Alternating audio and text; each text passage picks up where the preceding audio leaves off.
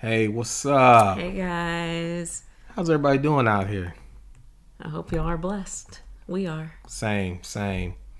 Well, it's keeping up with the Joneses again.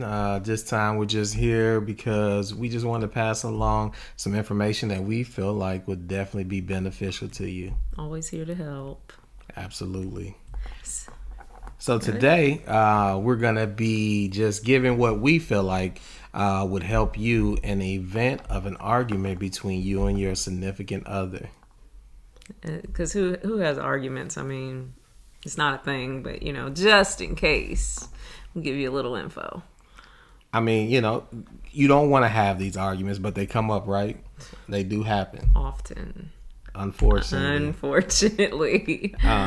Well, so me and Talia came up with 6 key points that we feel like that would be beneficial, and we also would like to have your feedback.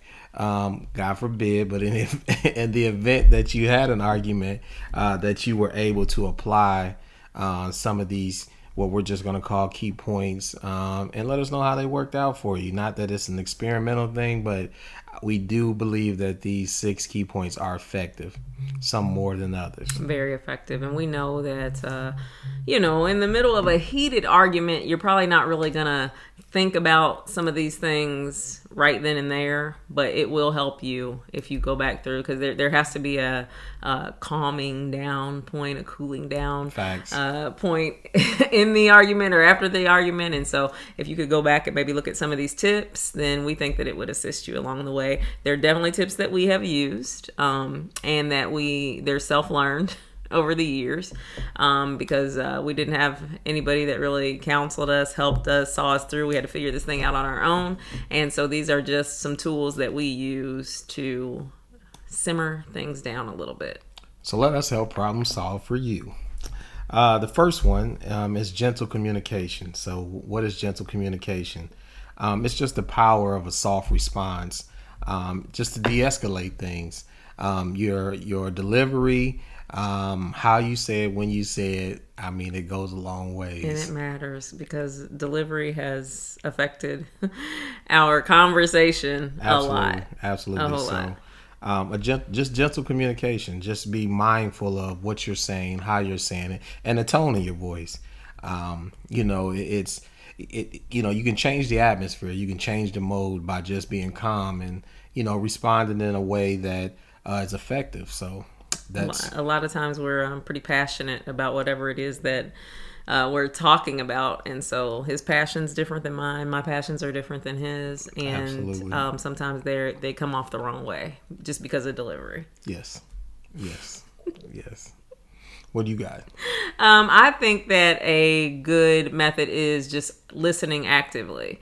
If we listen actively to what our spouse is saying, taking time to actually hear them, process the emotions, the feelings, actually their perspective of things, then we kind of get an understanding along the way, and then kind of those thoughts resonate within us, especially once you get to know the person, and even while you're getting to know them, just hearing them out will help you to communicate more effectively, to actually listen to what they're saying and know that you know what point it is that they're bringing across to you, and it could cut back on a lot of the ugliness that happens when you do this. So you want to you want to hear them out, listen to what they're saying, and that maybe will stop you from being defensive. So not listening for a response.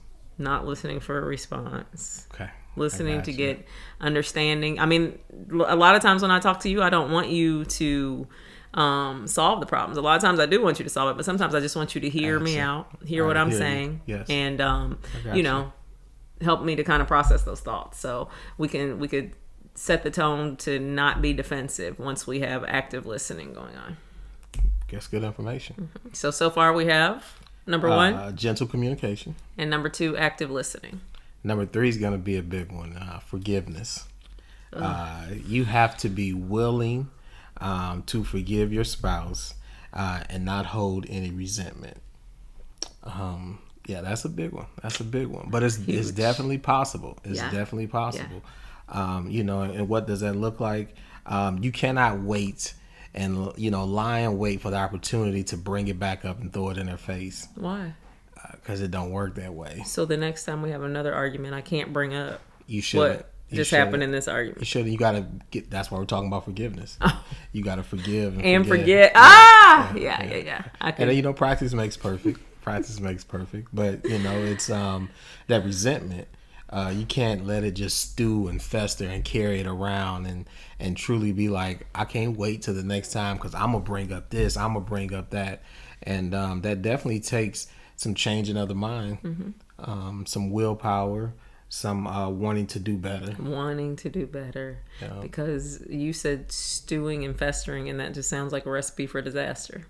Oh, sickness. There's a lot of things attached to that when you holding on to that. It's not worth it. Yeah, you don't want to do that. Plus, I still got to look at you every day. Facts. And so if I let all that stuff you gotta let it go, sit up in between us, then every time I look at you, it's right there. I remember. Well, you don't even see me. You just see that.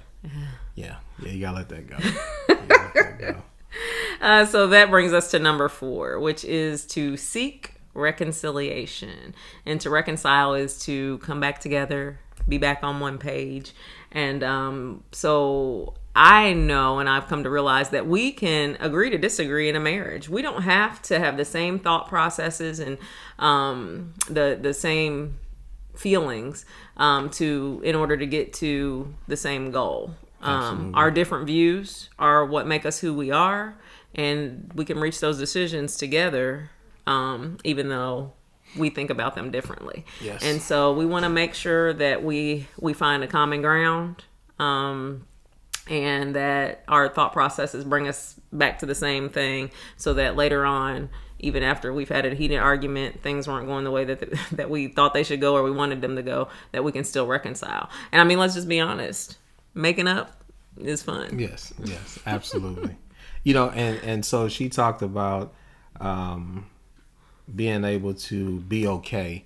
And that brings up the next point is humility. Willing to admit our own faults. Pride to the side. Taking our responsibility, and we could definitely be wrong. We could just be could be wrong. Could be.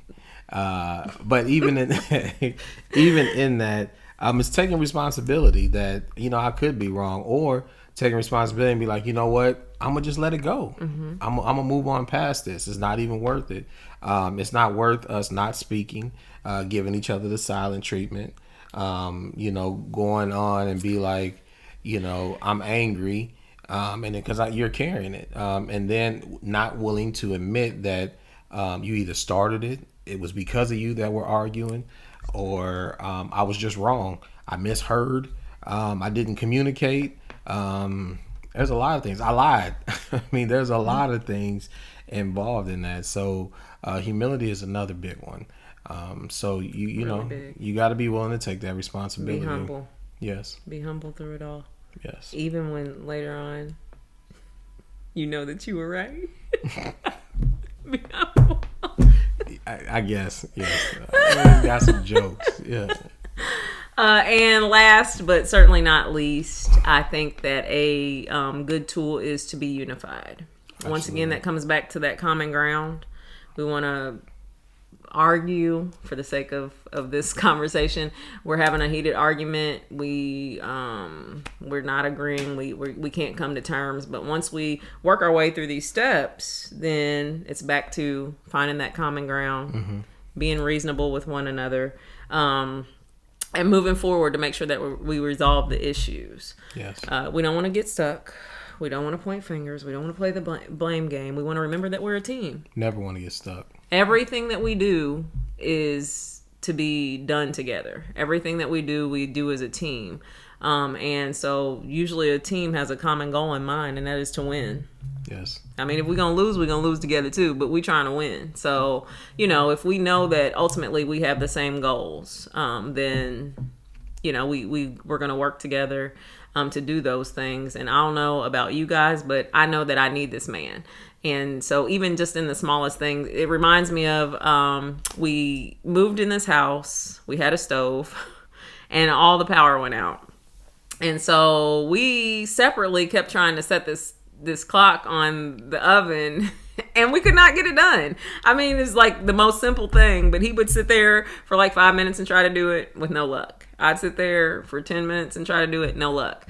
And one day he went up to it and I went over there too with him, and we were just pushing the buttons. And I can't remember exactly what it was, but like you just had to punch in the time, hit set, and then hit start, I believe. Yes. But when we were standing there together, it was that easy. And I don't know if you remember, but I said, babe, I just had a revelation. Like, God just showed me that we need to do things together in order to get something done. And it was that, I mean, that's small. That is, it doesn't even count. Like, who even cares if the time is right on the clock or on the stove or not?